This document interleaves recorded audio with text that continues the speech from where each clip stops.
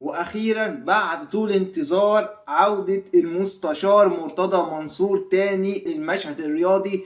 ورسميا من دلوقتي يا جماعه اهو بمهد لكم مرتضى منصور، ومستشار مرتضى منصور مش هيسيب نادي الزمالك يتهنى على انتخابات طبيعيه، ولازما يرجع في الوقت اللي هو قبل الانتخابات بخمس ست ايام عشان يبوظ الدنيا على الكل. ورسميا يا جماعه معانا دلوقتي رساله المستشار مرتضى منصور لجماهير نادي الزمالك، ومعانا برضه هنتكلم عن حقيقه خناقه الشوارع اللي حصلت ما بين عمرو السيسي وشيكابالا النهارده في التدريبات، وهنتكلم عن كل التفاصيل دي يا جماعه. بس يا ريت تابعوا معانا الفيديو الاخير. هنبدا دلوقتي بعوده مستشار مرتضى منصور او عوده مستر اكس. وزي ما انا قلت لكم يا جماعه كذا مره ان مرتضى منصور فكره والفكره لا تموت، وهو اللي بيحصل دلوقتي. شفنا من ساعتين كده مستشار مرتضى منصور طلع على الصفحه بتاعته الشخصيه رايح يكتب لك كلام فيما معناه ان هو هيرجع وهيمشي حسين لبيب وهيبوظ الانتخابات وهيرجع رئاسه نادي الزمالك تاني.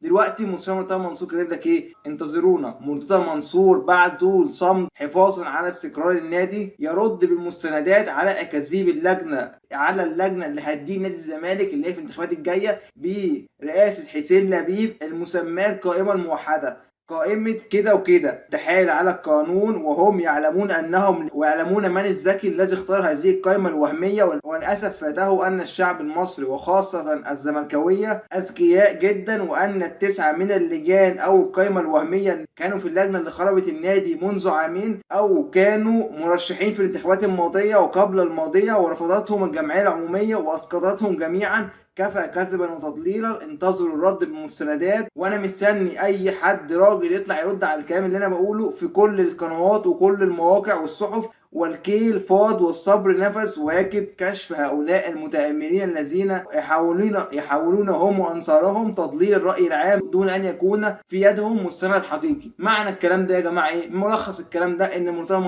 مرتضى منصور بيقول لك إن حسين لبيب دي لجنة وفي ناس معينين بعتينهم إن هم يديروا نادي الزمالك لهدف تدمير نادي الزمالك زي ما هم جم من سنتين ودمروا نادي الزمالك. بس انا هرد على الحته دي بسرعه كده، مع انهم جم من سنتين يا سياده المستشار، جددوا لزيزو وجددوا الامام عاشور اللي انت مشيته وخدنا الدوري والكاس ساعتها وكانت الدنيا ماشيه كويسه، بس مش عارف.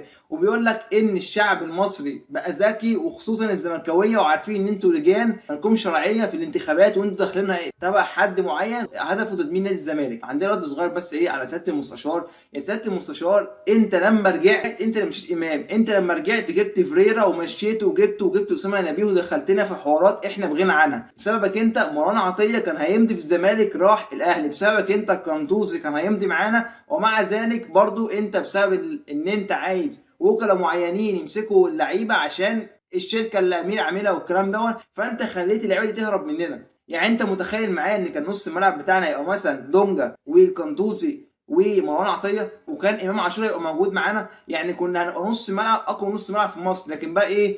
احنا للاسف مستشار مرتضى منصور لو شغال لصالح نادي الزمالك كان اللعيبه دي زمانها في الزمالك، لكن هو شغال لمصالح شخصيه ليه شركات سمساره، الكلام اللي احنا عارفينه ده اللي طالع عليه. بس انا الصراحه مش متفاجئ من اللي بيحصل ده. انا متاكد ان مرتضى منصور راجع بس مساله وقت. وهو مرتضى منصور نقى وقت خلاص اللي هو ايه، فاضل 8 ايام على الانتخابات، هدخل ابوظ الانتخابات وماشي حسين لبيب ومش هيبقى في حد غيري وهكسب. واحنا عارفين مرتضى منصور الجمعيه العموميه اللي بتحبه، ولو في ناس كارهاه عادي هيجيب ناس يضرب عضويات يرشحوه بعد كده يمشي، زي ما احنا عارفين ان كان في 500 واحد متعين بياخدوا مرتبات وهميه، احنا عارفين الحوار ده. فدلوقتي مستشار مرتضى منصور بيقول لك ان انا ساكت عشان استقرار النادي. يعني انت كنت الفتره اللي فاتت دي كلها ساكت عشان استقرار النادي، طلع قبل الانتخابات خلاص والدنيا هتتلم بقى وهيبقى في رئيس نادي 4 سنين والدنيا هتستقر. طلع دلوقتي تهد الاستقرار؟ ولا انت بالنسبه لك انت بتفكيرك انت دلوقتي انت طالع دلوقتي الحق النادي قبل ما يتخرب؟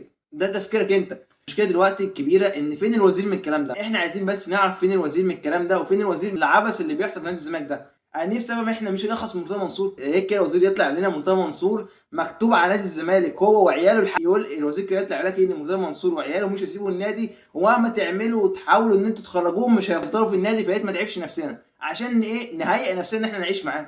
بس عشان احنا يا جماعه كده خلاص بقى هنرجع بقى لمحمد رجب ورجب بحه وتامر عبد الحميد وكريم ابو حسين والناس الغريبه اللي كانت حامنا منها شويه هيرجعوا لنا تاني.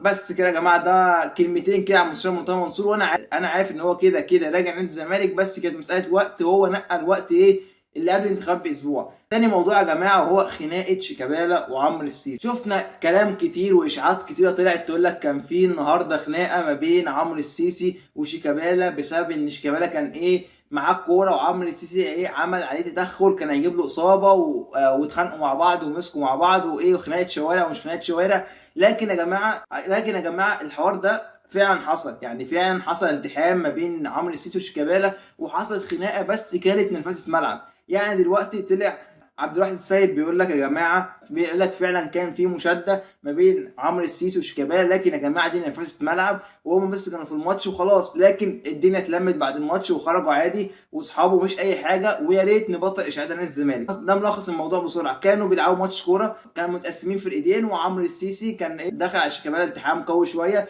شيكابالا قال له ايه اللي انت بتعمله، انت عايز تجيب لي اصابه؟ راح يقول له مش، قال له ما كنتش اقصد. وهو ده بالظبط يا جماعه اللي حصل، ونرفزه ملعب زي اي اتنين بيتنافسوا في الملعب وكلام عادي جدا. لكن يا جماعه يا ريت بس يا جماعه نحاول نبطل اشاعات على نادي الزمالك كتير، عشان احنا اصلا مش ناقصين. يعني احنا دلوقتي مرتضى منصور رجع خلاص، يعني مرتضى منصور رجع خلاص، هو مرتضى منصور هيقوم بكل الاشاعات والمشاكل عن نادي الزمالك.